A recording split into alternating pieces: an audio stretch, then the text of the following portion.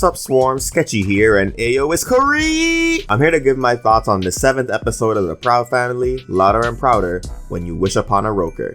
When Penny wants more independence, she asks Al Roker to turn her and all her friends into college sophomores, and gets more than she bargained for.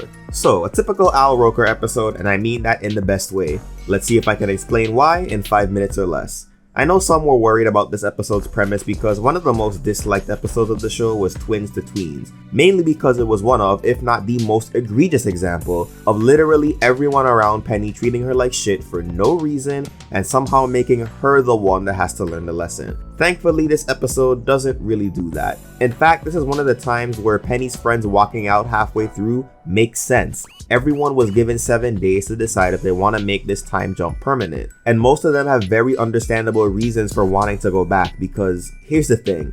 I've said numerous times that the Proud Family likes to use exaggeration to get their point across, but as someone that's been to college, almost nothing is exaggerated about Penny's experiences here. And they don't need to be because this shit is ridiculous enough to get the point across. Neighbors that party too loud? Check.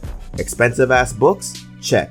Trade-in rates on said books that make GameStop look generous? Check and a half. And mind you, I was one of the lucky ones. I had parents to help me out with money, and I only took a job in college to get extra money on the side. Many of my classmates took jobs in college because they had to. So back to how this episode avoids the pitfall that Twins to Tweens fell into. While I think the catalyst that made Penny want to leave was a bit much, and I'll get to why, I think this episode does a good job of teaching Penny in a way that doesn't gaslight her. She does try to be a good student at first, but that temptation to slack off eventually gets her off track.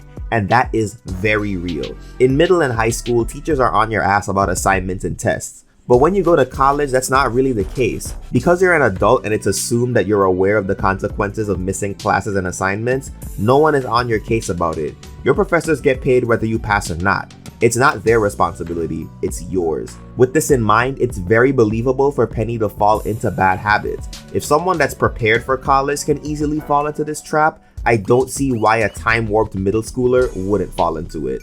But, that said, the episode doesn't portray her as a bad person for falling into the trap. It happens to a lot of good people, and Oscar is surprisingly very understanding about it. Speaking of Oscar, I'm very impressed with his portrayal here. My only gripe is that they could have toned him down in the beginning. He's already overbearing enough. You don't have to turn up his obnoxiousness even further to make the point that Penny wants independence from him. I know all the drama kids watching the opening scene were gritting their teeth with discomfort, but for once Oscar comes through as a father for Penny and I'm very happy about it. I'm very happy about the episode in general. I love the gang's designs, even if Penny does look like one of the Madrigal kids. I love the guest voices that played the aged up gang, and it's hilarious that several of them are actually younger than the actors that play their middle school versions. I love the Nutty Professor cameo. I love the shout out to Bebe's kids. This episode is just great.